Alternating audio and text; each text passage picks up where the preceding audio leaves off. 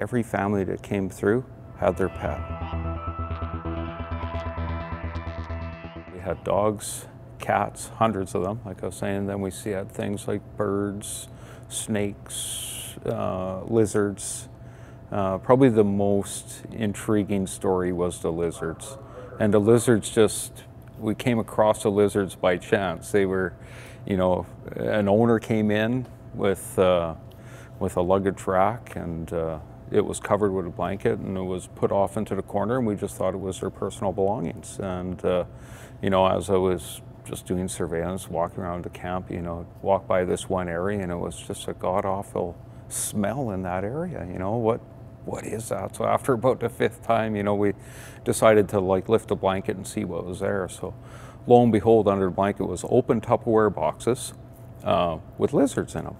There were probably 7 or 8 varying sizes of lizards, some of them quite large, some of them small, but they were free to get out of there if they wanted to. And we had, at that time, the lobby was full of people and full of dogs and other stuff. So it was like, oh no, we really got to control this, right? And so it happened to be just coincidental when we were looking in there, the owner walked up. And so we got into a conversation with the owner, how can we help with this? We have to kind of control them. We don't want the lizards to get out. So we were able to give them a room and look after lizards and keep them secure. But anyways, back to the smell. The smell was the food. So the food for the lizards, was just, they ate bats and mice and things like that were frozen, that were thawing out. So that's where the smell was coming from. So anyways, it was good. We got that under control. You guys hadn't heard this, eh?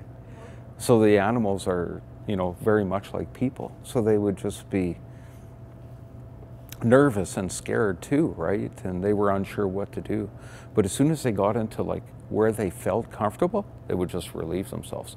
Because, like a dog is used to going outside and going to the washroom, whatever. They never had that opportunity. They were stuck in the village. They couldn't. We didn't want people outside the village roaming around, just because of the risk of wildlife, in the area. When they would enter a dorm hallway, it was normally quiet and they felt comfortable. So you'd just see these lines of wet lines down the rugs. And so that was the dogs just, doing their business while they were walking, right? So anyways, the cleanup after the animals took about 3 weeks, 3 weeks of deep cleaning in the village to get that cleaned up.